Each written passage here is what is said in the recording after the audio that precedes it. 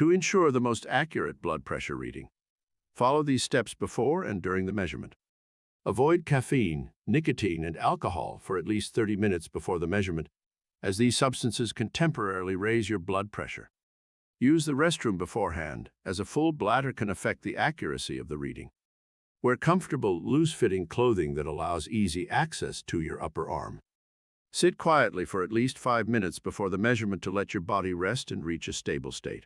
This helps to avoid the influence of recent physical activity or emotional stress on the reading.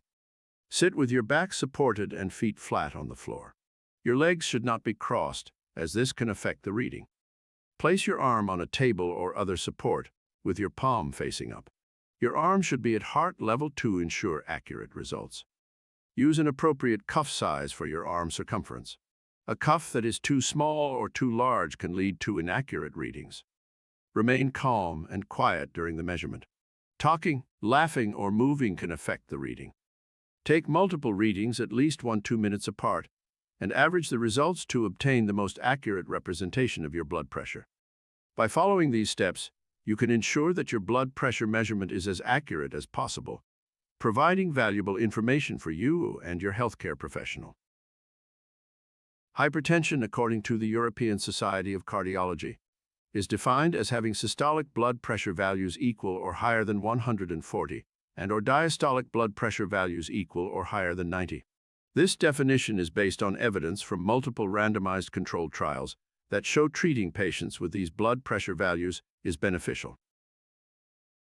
When measuring blood pressure in a doctor's office, auscultatory or oscillometric semi-automatic or automatic sphygmomanometers are the preferred method. These devices should be validated according to standardized conditions and protocols.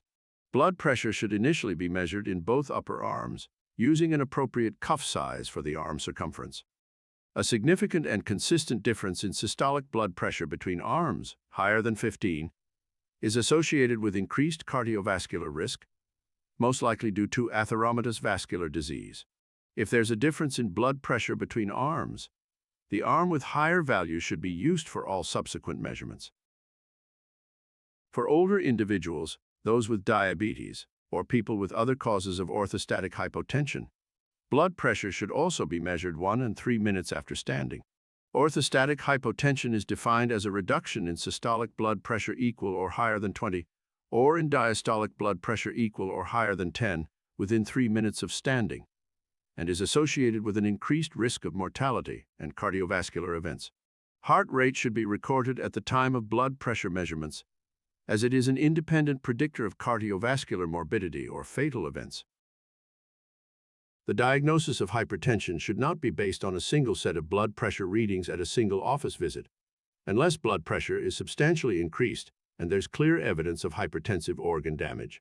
For most patients, repeat blood pressure measurements at multiple office visits are necessary to confirm persistent elevation in blood pressure and to classify the hypertension status. The number of visits and the time interval between visits vary according to the severity of hypertension. More substantial blood pressure elevation requires fewer visits and shorter time intervals between visits. Conversely, in patients with grade 1 hypertension, the period of repeat measurements may extend over a few months.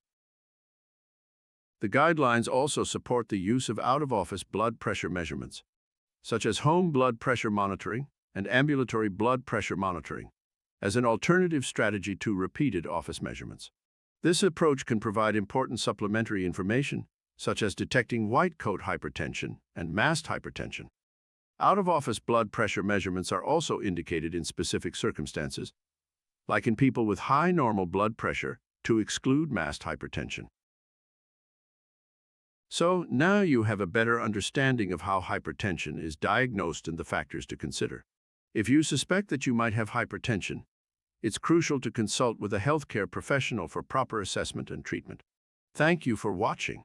To stay informed on our newest lessons, subscribe to our channel and click the notification bell.